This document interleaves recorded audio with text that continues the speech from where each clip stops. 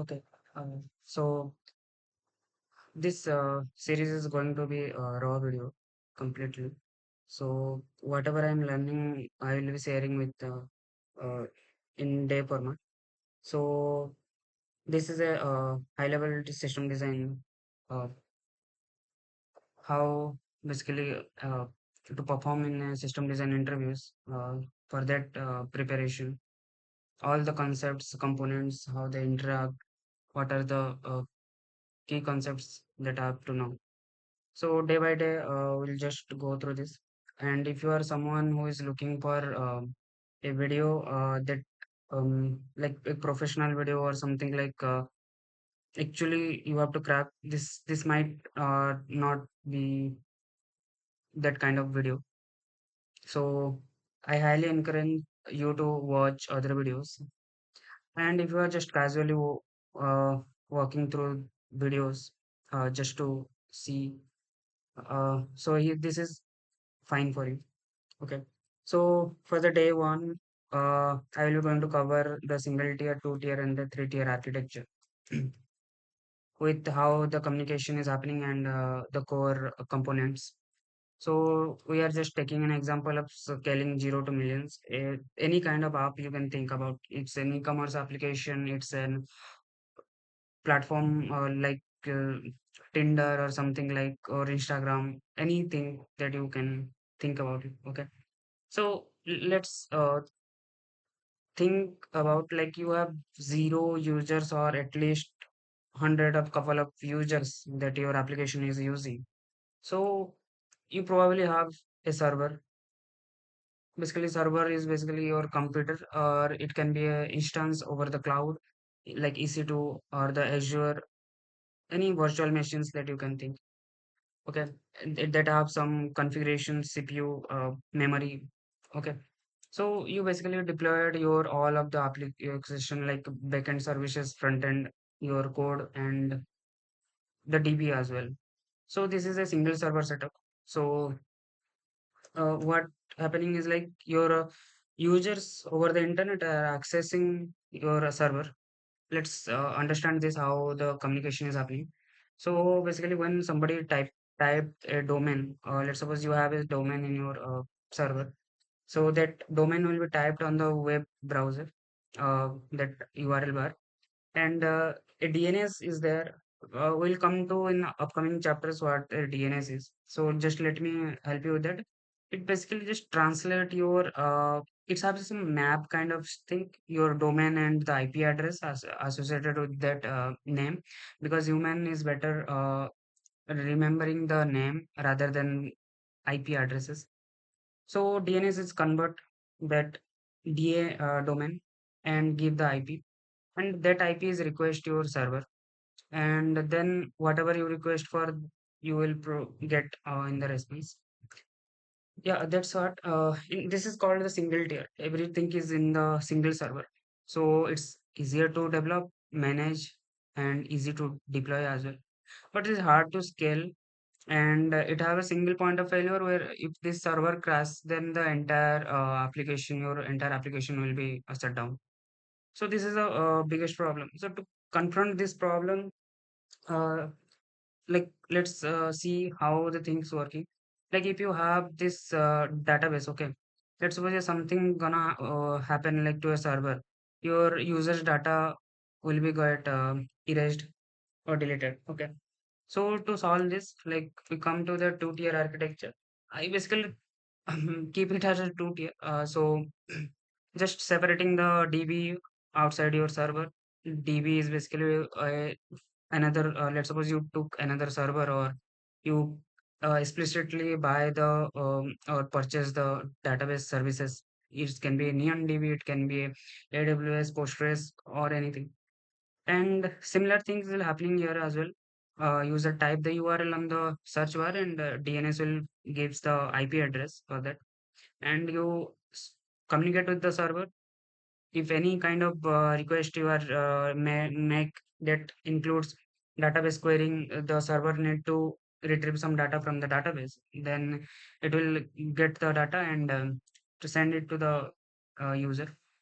So this is like pros are like scale. You can separately scale your database, and this data will be bit of secure. And if the server can crash, then your DB, your data, user data can is safe. Still, this have a single point of failure. If server goes, then your backend service or the any front end service will gone down. And this have the less availability as well, and redundancy also. We'll come to that point. Let's Availability means how time your server is active. Like let's suppose some uh,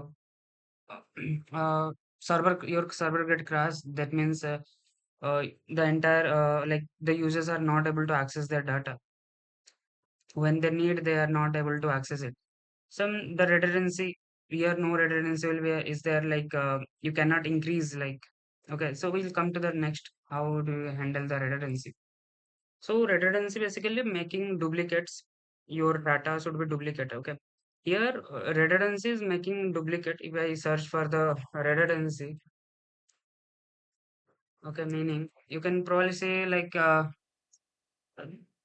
okay, let me just search like this way. Having extra backup or the backup components. Okay. So this is what you making something backup as it. So here we have two things. We can let's suppose we I only focus on here the backend services. Okay, you can think of the front end service or any other services as well. But I'm taking single example like backend services, where you can have two options to scale, like horizontal scaling and the vertical scaling. We'll come to the what is vertical scaling. Let's suppose you have single server. Okay, and this is configured with the 4 GB RAM and some 1 TB storage. Okay, but later on you need your traffic gonna increase and your CPU and GPU, sorry, CPU memory requirement is increased. Then you just add a new slot or increase the memory to 8 GB. Okay, sorry. So this is how like it has some limitation. You are increasing this only server by adding more resources to it. Okay, so these are max to max 64 or 32 GB will be max to max your server capacity. Same for the storage as well. So that's a vertical scaling is if in horizontal scaling what you're doing is like if you already have the system with X amount of configuration, you are just adding another machine itself. Okay, and whenever your traffic goes down, you can just delete one of the machine. So this is what horizontal scaling. Okay. Think like you have one laptop, but your requirement gonna increase. Your team has two members, then you buy another laptop. Okay. And when the team members is resigned or something, you just sell that laptop. Okay. You can think like that way. So this is like where this redundancy is like backend services are gone separated thing. And how do you gonna communicate with the internet? And how the traffic will be distributed over the services, that's the main point. That's where the load balancer comes into picture. Load balancer is what? It's a component that distribute traffics evenly, like whoever got ideal just transfer the service or the transfer the request to that service. Okay, so this is the work of the load balancer. So this is where availability get increases. Like if one server get destroyed, that means other services are there. So load balancer will keep redirecting to the other services. Okay. So we'll come to load balancer very specifically. There are how load balancer will send traffics. There are multiple approaches how load balancer is doing that. So okay, this is like bit of expensive because components are get increased, multiple services are there, and also hard to manage. Like you need to be very careful about like setting up the load balancer, then managing the traffics. This is easy. Like load balancer can handle those things, but yeah, still. So then come to the picture like uh, how to communicate. Like load balancer has the public IP address. That's where the users are calling this public IP. Okay, and load balancer will communicate with the private IP with this all of these services. Okay, so the outer world doesn't know what exactly servers are there or the IPs are there. So they just know the public IP of the load balancer. So this is a bit of secure. Okay. So yeah, this is what day one of the all of the three thing. So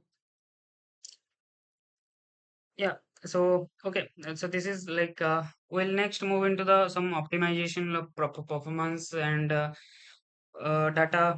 How will how will going to store data and increase the okay. So thank you. That's all.